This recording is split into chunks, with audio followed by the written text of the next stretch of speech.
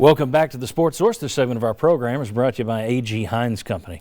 From 1920 to right now in 2020, A.G. Hines Company has been East Tennessee's leader in building materials. The biggest contractors trust them, and so can you do-it-yourselfers out there. They have the tools, the materials, and the expertise to help you do your project right. A.G. Hines Company. If you're starting a building project, these are the people that you pick up the phone and call first. A.G. Hines Company. Okay, we are focusing on the Volunteers' offensive line. Let's take a look at the whiteboard. There's Chuck Cavaliers. You see left tackle, left guard, guard, right tackle. The way I have it lined up, Wanya Morris, of course, he's in a lighter shade of blue there. Not sure if you can see that, but he is out for spring, rehabbing. So that's going to make this an interesting spring because you're not going to see what I anticipate being your starting five in the spring. But anyway, by fall, I think it's going to be Morris, Smith, Kennedy, Cade Mays, transferring in from Georgia. He still has to be cleared. Most people assume he will be. Right. A little lawsuit hanging out there. I think he'll get it by a knuckle, we'll say. And then Darnell Wright, Kieran Calvert. I think a lot of people pencil Wright in there. I leave that as a split. I'm not sure because Wright didn't nail down that job last year. Yeah. So I think that one's the job that's up for grabs. But a guy like Cade Mays, several of these guys, they could play either guard spot, they could play guard or tackle. So I'm just going to open this up. You guys tell me, and Chuck, I'll start with you in terms of that offensive line. Is there anything you disagree with in terms of your starters, my starters? No, I think you pretty much pegged it with that, especially like you're saying with Morris being out for spring. In terms of that Morris slot, what do you do this spring? We were talking in between there. A lot of people have a thought here. I'd be tempted to have Mays there just because, I mean, if you look at an offensive side of the offensive line on the left side that, Mays was going to be a likely starter for Georgia at that position, but you look at it and you go, okay, I've got two NFL quality guys that are mean and nasty. I mean, that's Mays and Smith next to each other. I mean, you line up and you say one thing, that side better get ready and buckle its chin strap because it's about to get hit. And so for me, having something like that you say, listen, we'll follow those two guys and we can put it back there with anybody, that's pretty tempting to start looking at it in the spring and say, what if? What can we do there?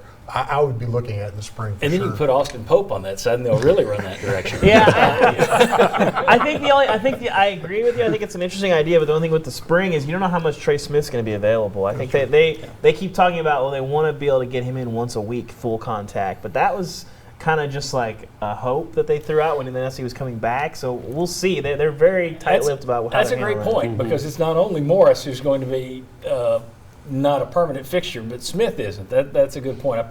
I should have found a different shade of blue to put him in there. Yeah, it's a tough situation. Thoughts on the line? Does everybody agree with four of those pieces come the fall, or do you see a different starting lineup? I think your projection is right. I totally agree with Will. I would give Cade Mays a look this spring. I mean, Morris is not out there, so you have reps available. So Jameer Johnson's played a good amount, and he's going to get a strong look at left tackle. But when Morris comes back, we don't know what level he's going to play at. And let's say he comes back in August, and the coaches still aren't all that confident in him. If you have an all-SEC guy, a future NFL guy, Cade Mays, are you better off with him at right guard or left tackle with a dominant left side? I would say left tackle.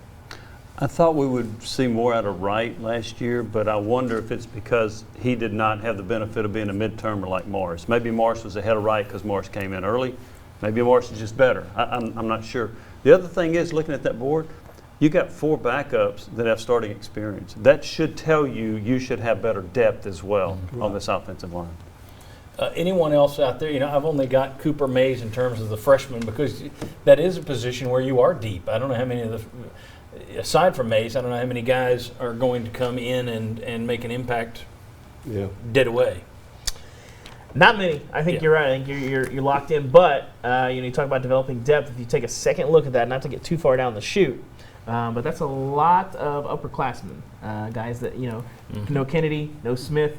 Cade Mays will probably have an NFL decision to make at the end of the year. So, if you can get some depth and start building that this spring, you're talking about 2021 is the year that, Tennessee feels like maybe they can make a move.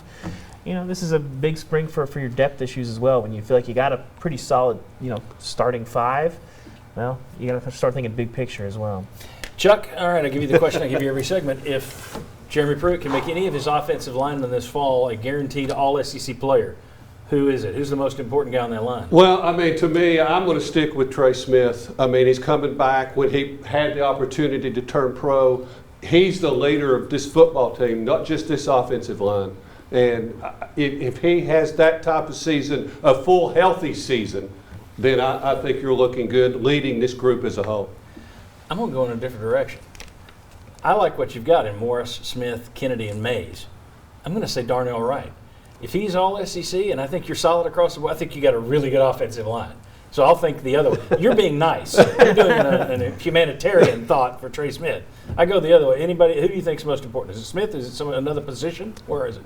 I had a similar thought. I would have gone Morse, though, because that would have negated everything I just said, and you can lock in Mays then maybe at right guard. And again, that's assuming he's clear. But if Morris is an all-SEC player at left tackle, I trust Trey to take care of that on his own, and then the other guys will still have the same potential. I like the right pick. I just think in general, you got a chance to have a really special offensive line here. They got a lot to prove. They got a lot of moving parts, but there's not a lot of offensive lines in the country. They're going to have 4 or 5 stars and a 6th-year senior who was as good as, he's their second best offensive lineman last year, Brandon Kennedy. Potential. It could be a lot really of potential. A lot. You just don't see I it. just always take it. If my center can be all SEC, that's where I'd be rocking and rolling. I mean, if you can get Kennedy playing at all SEC level, that means he's getting off on the linebackers, and that means somebody like your running back at Gray is going to get to the second level untouched, because that's who your guy is that's getting off and getting a lot of times sprung. So I would look at, if you get somebody like Kennedy in all SEC, you've got something special. The fact we named 5 guys. Yeah, Jimmy, you got somebody else. Chris, This says something about the potential, Akbarogane. yeah. Where are you going to go? We always, well, Smith's already all SEC, so I want somebody other than him. Okay. Right? So I think if you, whether it's Morris or Wright,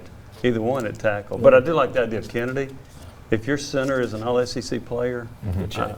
I think you're in good shape. I don't want to be Debbie Downer, but we have spent so many years here since doing the show in 2003 where we talked about, well, the offensive line will be better because it's a year older. And Will, a year older doesn't always mean a year better. So, all right, very good.